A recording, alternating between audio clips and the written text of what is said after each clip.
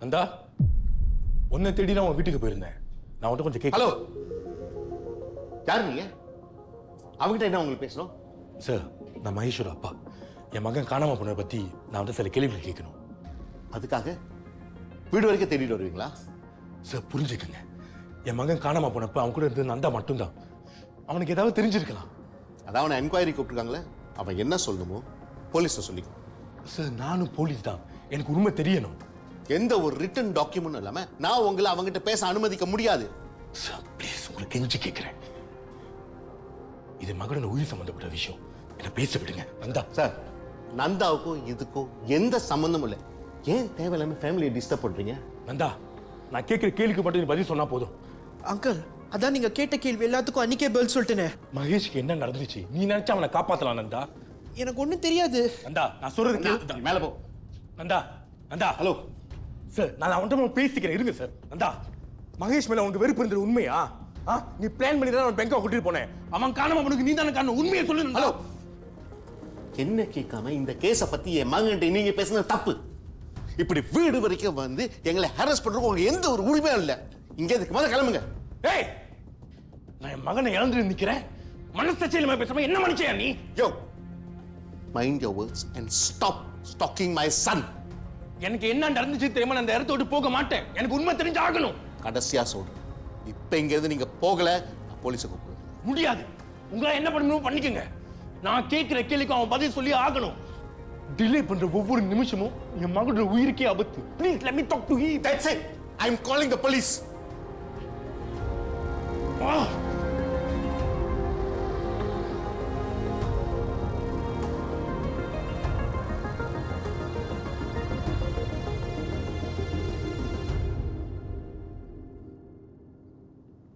என்ன செஞ்சுருக்கீங்க வேதா? நீங்கள் எவ்வளவு அன்ப்ரொஃபஷனலாக நடந்துக்கிட்டு இருக்கீங்கன்னு உங்களுக்கு தெரியுதா?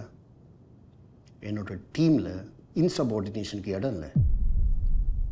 சார், ஒரு முக்கியமான லீடை பற்றி விசாரிக்க தான் நான் நந்தாவை பார்க்க போனேன். இது உங்களோட கேஸ் இல்லை. சஸ்பெக்டை விசாரிக்க உங்களுக்கு எந்த அதிகாரமும் இல்லை. ஏதாவது ஒன்றா நீங்கள் ஐயோட்ட சொல்லியிருக்கணும். I'm sorry sir.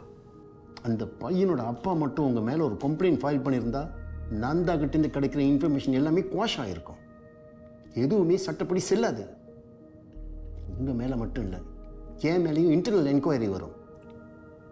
சார், நான் ஒரு போலீஸ் ஆஃபீஸரை போல என் மகனை பற்றி ஏதாவது இன்ஃபர்மேஷன் கிடைக்கும் தான் போனேன். இதனால தான் இந்த கேஸை நான் உங்களுக்கு கொடுக்கல. நீங்கள் இமோஷனலாக அன்ஸ்டேபிளாக இருக்கீங்க. நீங்கள் பண்ணுறது இந்த கேஸுக்கு எந்த விதத்திலும் ஹெல்ப் பண்ணல. அதை முதல்ல புரிஞ்சுக்கோங்க. உங்களை வார்ன் பண்ணுற வேதா, இன்னொரு தடவை இப்படி நடந்தால் உங்கள் மேலே ஆக்ஷன் எடுக்க வேண்டி வரும். Yes sir, sorry.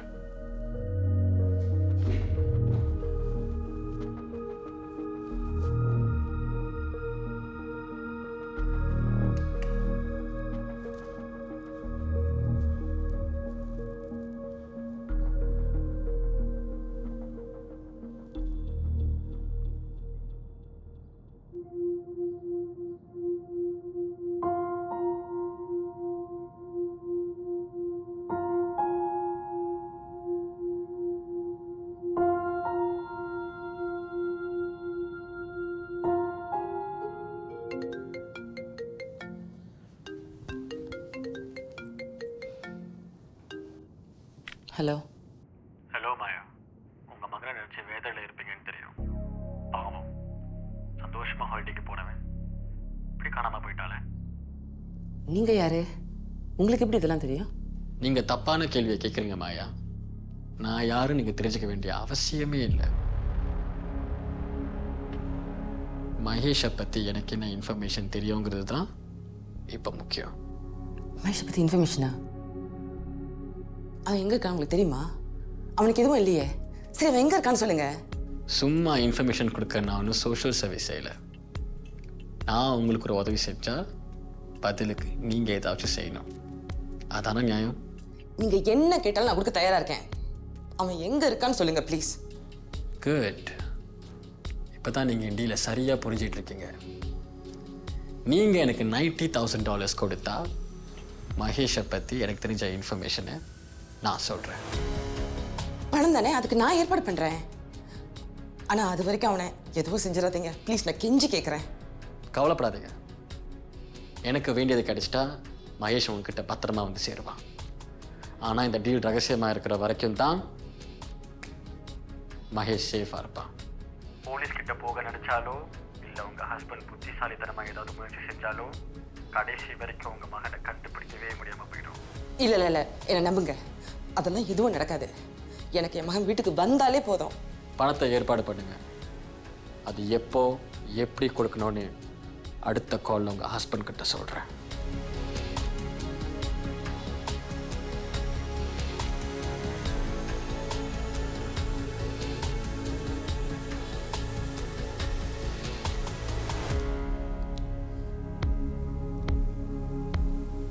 Hello Veda. என்ன மாயா, ஃபோனில் எவனோ ஏதோ சொன்னா அதை அப்படி நம்பிடுவியா? இது கண்டிப்பா யாரோ ஒரு ஃப்ராட் தான். நம்ம சூழ்நிலையை பயன்படுத்தி நம்ம பணத்தை பறிக்க பார்க்குறோம். உங்களால எப்படி இப்படி பேச முடியுது? இது வரைக்கும் மகேஷை பத்தி எதாவது தகவல் கிடைச்சதா? உங்க போலீஸ் டிபார்ட்மெண்ட்னால எதுவுமே செய்ய முடியல. எனக்கு என் பிள்ளை வேணும் வேதா. இதையும் விட்டு அவனை காப்பாத்துறதுக்கு வழியே இல்லை வேதா. மாயா, இந்த மாதிரி கேசஸ் நிறைய நானே ஹேண்டில் பண்ணியிருக்கேன். இது வெர்ச்சுவல் கிட்னாப் ஸ்கேம்னு ஒரு புது டெக்னிக். ஆர்டிஃபிஷியல் இன்டெலிஜென்ஸை யூஸ் பண்ணி விக்டிம் பேசுற மாதிரி ஒரு வாய்ஸ் மெசேஜ் அனுப்பி காசை பறிக்க பார்ப்பானுங்க. நம்ம பணத்தை கொடுத்தோம், அதுக்கப்புறம் எந்த காலுமே திரும்ப வராது. ஐயோ, தயவு செஞ்சு ஒரு போலீஸ்கார மாதிரி பேசுறதை நிப்பாட்டுறீங்களா? இன்னைக்கு நம்ம பிள்ளை காணப்படுறதுக்கு நீங்க தானே காரணம். ஆனா உங்களுக்கு கொஞ்சம் கூட குற்றம் வந்துச்சு இல்லல்ல? எதுக்கு குற்றம் வந்துச்சு? அவன் சந்தோஷமா இருக்கணும்னு நினைச்சதுக்கா? I felt he deserved a break. இந்த மாதிரிலாம் நடக்கணும் எனக்கும் தெரியாது மாயா. ஏன்னா நான் அவ்வளவு சொல்லியும் கேட்காம நீங்க அவனை வெளியூருக்கு அனுப்புனதுனால தான் நான் இப்ப என் பிள்ளைய தொலைச்சிட்டு நிக்கிறேன். இப்பயாச்சும் நான் சொல்றதை கேளுங்க. அந்த பணத்துக்கு எப்படியாச்சும் ஏற்பாடு பண்ணுங்க ப்ளீஸ். ஐயோ மாயா, நான் சொல்றது ஏன் உனக்கு புரிய மாட்டேங்குது? இது கண்டிப்பா ஒரு ஏமாத்து வேலை தான். போலீஸ் இன்வெஸ்டிகேஷன் நடந்துகிட்டு இருக்கு மாயா. அவங்க கண்டிப்பா மகேஷை கண்டுபிடிச்சிருவாங்க. இந்த நேரத்துல இந்த மாதிரி நம்ம ஏதாவது செஞ்சோம்னா அதுவே கூட அவன் ஆபத்தை போய் முடியலாம். இல்ல, நடந்தது எல்லாத்துக்குமே நீங்க தான் காரணம். மறுபடியும் உங்களுக்கு நம்ப நான் தயாரா இல்லை. அவன் கேட்கிற பணத்தை கொடுத்துட்டு மகேஷை நீங்க வீட்டுக்கு கூட்டிட்டு வரீங்க. மாயா, நான் சொல்றத கேளு மாயா. மாயா,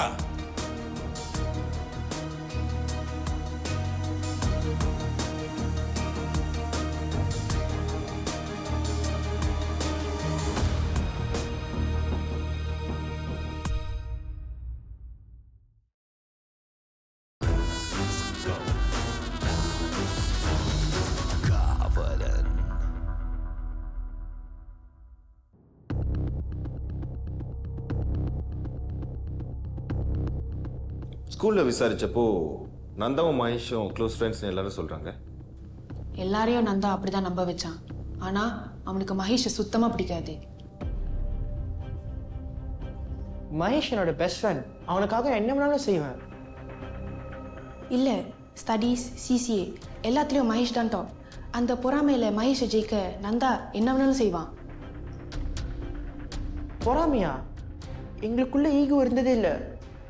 உங்ககிட்ட யாரும் என்னை பற்றி தப்பாக சொல்லியிருக்காங்க. அவன் எது சொன்னாலும் மகேஷ் நம்பிடுவான். ஆனால் நந்தாவோட உண்மையான முகம் எனக்கு மட்டும்தான் தெரியும். நான் அவனை எனக்கும் போட்டியாக நினச்சதில்லை. ஆனால் பிரித்திகாவுக்கு நாங்கள் 2 பேரும் பெஸ்ட் ஃப்ரெண்ட்ஸாக இருக்கிறது பிடிக்கல. அதை நான் நிறைய தடவை நோட்டீஸ் பண்ணியிருக்கேன். இல்லை, எங்கள் 2 பேரையும் பிரிக்க நினச்சதே அவன் தான். அதனால தான் மகேஷோட ஃபோன்லேருந்து நந்தா எனக்கு தப்பான மெசேஜஸ் அனுப்புனான். ஆனால் இதை அனுப்புனது மகேஷா கூட இருந்திருக்கலாமே. மகேஷ் அந்த மாதிரி பையன் இல்லை. அவன் என்கிட்ட அந்த மாதிரி நடந்துக்கிட்டதும் இல்லை. நான் மகேஷை நம்புகிறேன். ஆனால் அந்த மெசேஜஸில் என்ன இருந்துச்சுன்னு நான் சொல்லாமலே நந்தா என்கிட்ட உளறிட்டான். நான் கேஷுவலாக சொன்னதை வச்சு பிரித்திகா என்னை சந்தேகப்படுறது ரொம்ப ஸ்டூப்பிடாக இருந்துச்சு. நான் எதுக்கு அவங்க 2 பேரையும் பிரிக்க ட்ரை பண்ணோம்? சின்ன வயசுலேருந்து நீயும் மகேஷும் க்ளோஸ் ஃப்ரெண்ட்ஸ். இவ்வளோ வருஷம் இல்லாமல் இப்போ திடீர்னு நீயே அவனை வெளியூருக்கு கூப்பிட்ட. நான் கூப்பிடல, அவன் தான் ரொம்ப ஸ்ட்ரெஸ்ஸாக இருக்கு, எங்கேயா போகலான்னு என்கிட்ட கேட்டான். அவன் போய் சொல்கிறான். நந்தா தான் மகேஷை கன்வின்ஸ் பண்ணி இந்த ட்ரிப்க்கு வர வச்சான். இதை நந்தாவே என்கிட்ட சொன்னா. இது எல்லாமே அவனோட பிளான் தான். இல்லை, நான் உண்மைதான் சொல்கிறேன். நான் எதுக்காக மகேஷை பிளான் பண்ணி வெளியூர் கூப்பிட்டு போனோம்? இந்த ட்ரிப் வேணும்னு நான் நந்தா கிட்ட எவ்வளவோ சொன்னேன். ஆனால் அவன் ரொம்ப பிடிவாதமாக இருந்தான். முடிஞ்சா மகேஷை கன்வின்ஸ் பண்ணி பாருன்னு என்னை சேலஞ்ச் பண்ணான். என்னோட பெஸ்ட் ஃப்ரெண்ட் காணாமல் போயிருந்தா நான் ஏர்போர்ட்டுக்கு போயிருக்க மாட்டேன். அவனை தேடி தான் போயிருப்பேன். அவன் ஏர்போர்ட்டுக்கு வந்துடுவான்னு நினச்சி தான் நான் கிளம்பினேன். இப்படியெல்லாம் நடக்கும்னு நான் எதிர்பார்க்கல.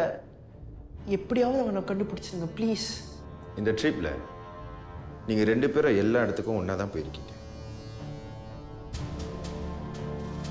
ஆனால் மகேஷ் காணாமல் போன அன்னைக்கு மட்டும் அவனை தனியாக அனுப்பிட்டு நீ ரூம்லேயே இருந்திருக்க. கண்டிப்பாக இதில் நந்தாக்கு ஏதோ சம்மந்தம் இருக்குன்னு எனக்கு தோணுது சார்.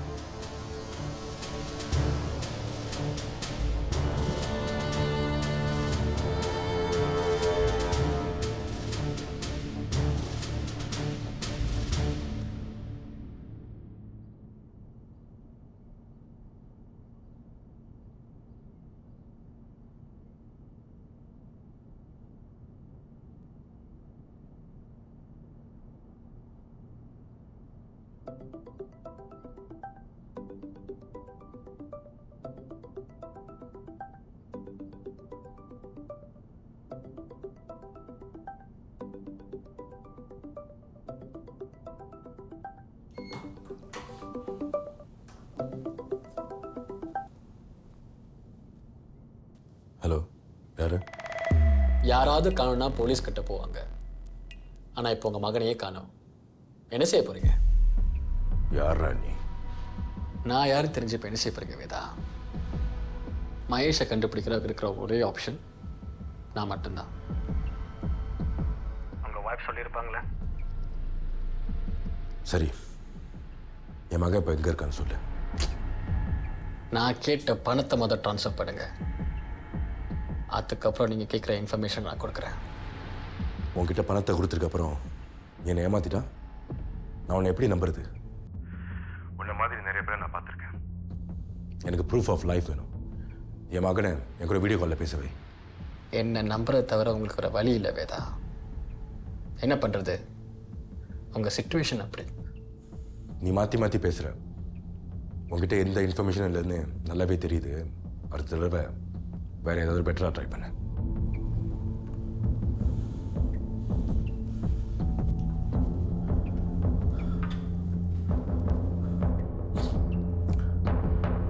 ஹலோ, நான் ASP Vedha, alpha task force. Senior officer James கிட்ட கொஞ்சம் பேசணும்.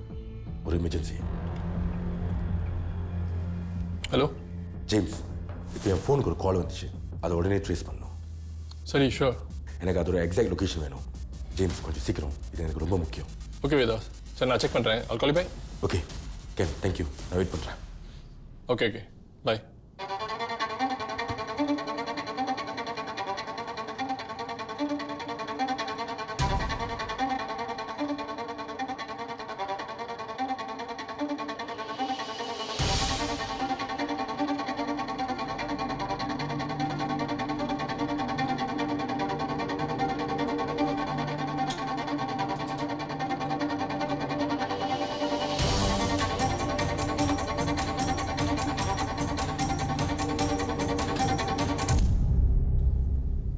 ஏதோ இன்ஃபர்மேஷன் இருக்குன்னு சொன்னீங்க, அதை இப்போ சொல்லு. யார் நீங்கள்? உங்களுக்கு என்ன வேணும்? ஏஎஸ்பி வேதா. ஃபோனில் என்கிட்ட பணம் கேட்டியே, அதான் நேர்லேயே பார்த்து கொடுத்துட்டு போலான்னு வந்தேன். என்ன பணம்? எனக்கு ஒன்றுமே தெரியாது. நீங்கள் வேறு யாரும் நினச்சிக்கிட்ட பேசிகிட்டு இருக்கீங்க. 2 மணி நேரத்தில் நீ யாருன்னு கண்டுபிடிக்க தெரிஞ்ச எனக்கு உன் phone records, contacts, messages, GPS data இதெல்லாம் கண்டுபிடிக்கிறது இந்த நிமிஷம் கூட ஆகாது. ஆனால் அதுக்கப்புறம் நான் உன்னை அரெஸ்ட் பண்ணணும். இப்போ இங்கேயே எல்லாத்தையும் சொல்லிட்டா அதை அவாய்ட் பண்ணலாம். என்ன சொல்கிறேன்?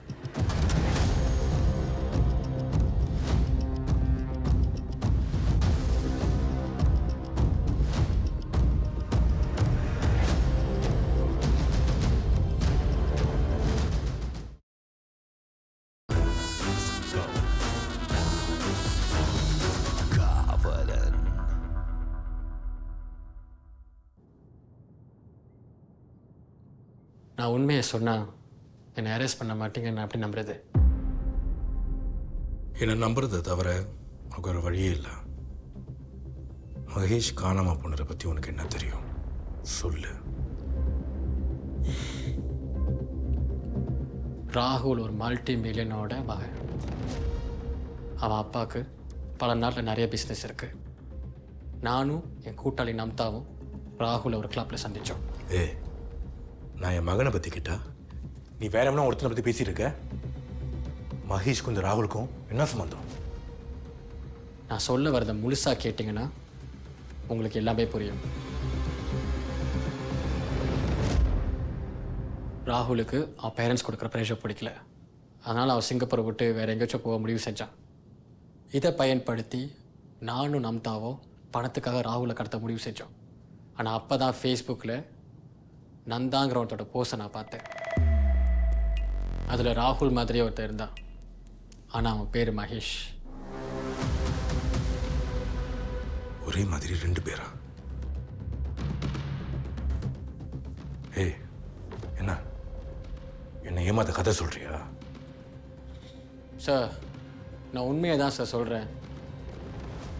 ஒருத்த மாதிரி 2 பேரை பார்த்ததோ நானும் இப்படி தான் ஷாக் ஆகி நின்று.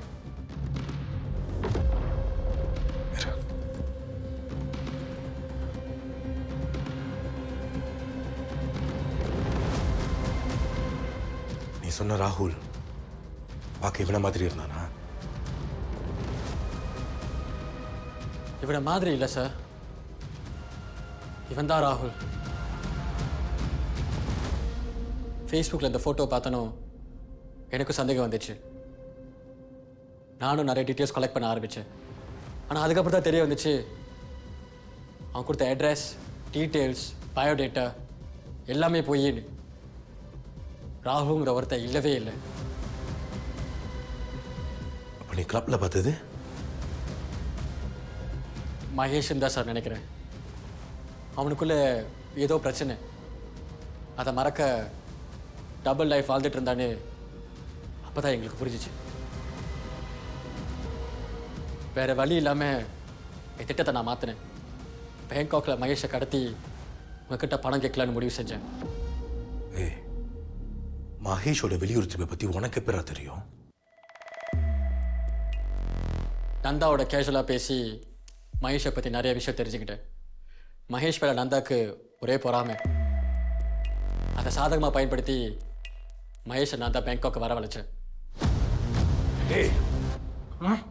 மகேஷ் எங்கடா அப்ப உனக்கு என்னாச்சு சொல்லு. அவனை பேங்காக்ல லாமாயிஷில தான் கடைசியாக பார்த்தேன். அங்கே ஒரே கூட்டமாக இருந்துச்சு. ஏதோ ஒரு வண்டியில் ஏறி போனா. அதுக்கப்புறம் எனக்கு எதுவுமே தெரியாது.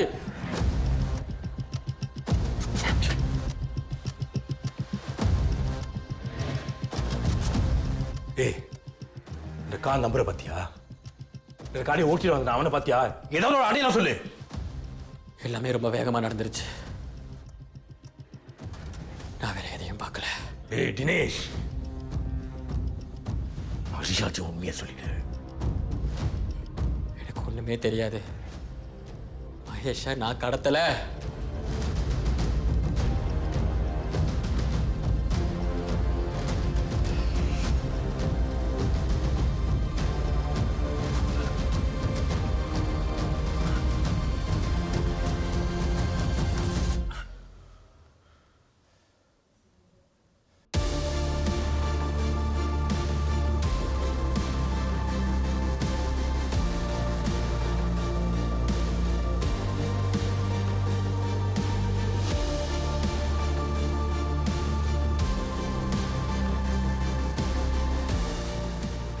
மகேஷ் இன்னொருத்தனா நம்மளுக்கு தெரியாம he was leading a wild life in the night.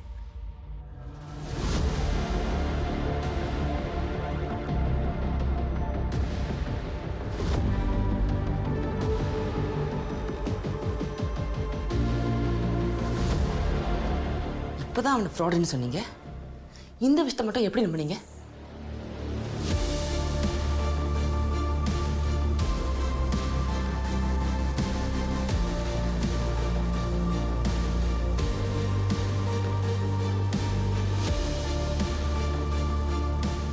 Sir, human trafficking, pornography இதில் ஏதாவது இருக்கலாம் சார். செஞ்சது ஒரு தனியாளாக இருக்கலாம், இது ஒரு நெட்வொர்க்காக கூட இருக்கலாம் சார்.